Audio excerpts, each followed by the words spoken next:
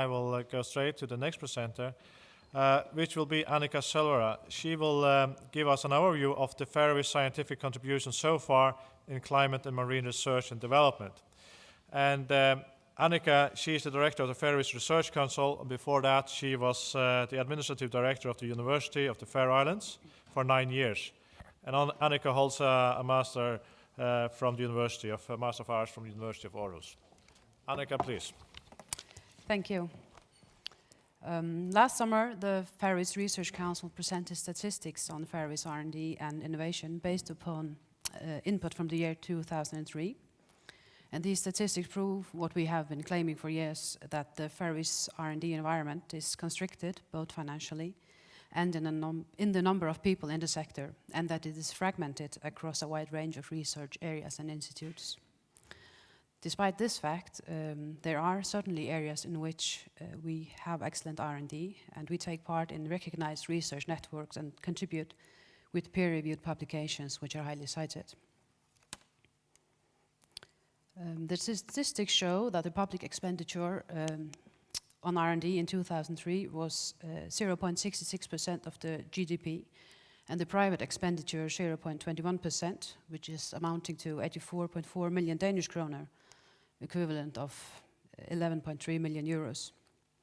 The GDP has risen quite substantially since 2003, while the public investment in R&D has been somewhat scarcer. So the expenditure on this area relative to GDP is probably much lower now than in 2003. No. The portion coming from the industry in the Faroes is much lower here than in other countries, while foreign sources play a relatively large role in the Faroe Islands. All figures must be taken with a grain of salt, though, because the numbers are small and the statistical uncertainty is therefore high. But where do we spend the money and effort, and who has decided the strategy? Well, there's no single political strategy in the Faroe Islands, you must say, but a number of different strategies and common practice over the last 50 years have formed the R&D environment. Today there are 22 public institutes which work full or mostly part-time with R&D. The Research Council administers a fund with a yearly budget of approximately 7 million Danish kroner, that is less than €1 million, for projects carried out at Faroese or foreign institutes and companies. We have a fisheries research fund with different other accounts, which has around 10 to 12 million Danish kroner or 1.5 million euros.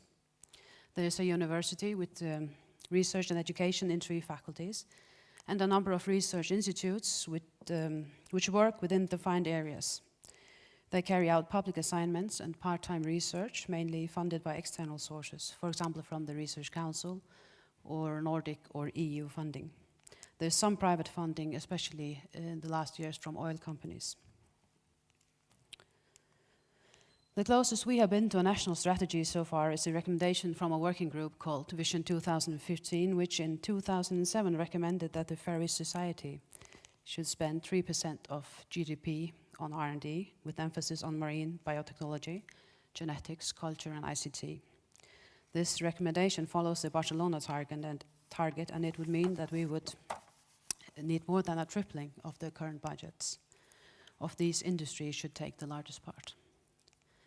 In the political debate leading up to the general election in January, R&D was highly profiled, and there were almost no limits to the ambitions for this area. The annual budget proposal for 2008 is about to be presented, and things seem to point in the right direction, even though probably not as clearly as we had hoped by this point. But well, 2009 is very close, so we are still hoping. A new strategic body, the Science Council, will have its first meeting early this summer, and here is the opportunity and the place to establish the necessary political priorities.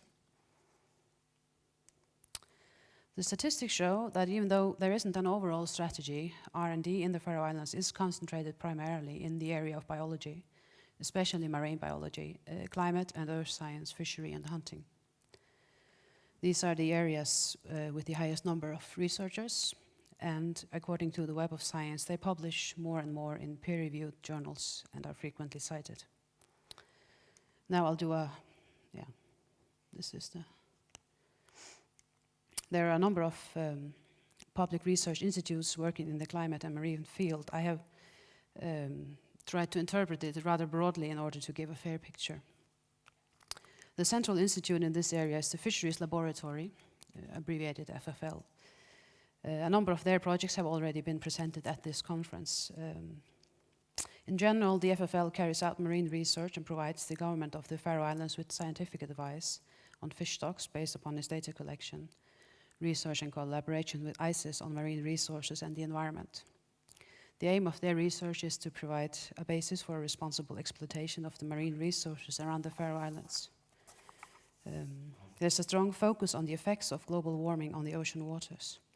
A number of projects have been financed by Nordic and European sources, for example, a project called a Nordic World Ocean Circulation Experiment and West Nordic Ocean Climate Research Program. In the future, the focus areas of the FFL will be the physical connection between global climate and ocean currents, climate model scenarios for the Faroe Islands, the effects of climate and ocean currents on the oceanic ecosystems and pelagic fish stocks around the Faroe Islands, and the effects of climate and ocean currents on the marine ecosystems of the Faroe Shelf. The FFL works closely with another central institute, the Faculty of Natural Science and Technology at the University of the Faroe Islands. And their projects, some of them have also been presented this morning.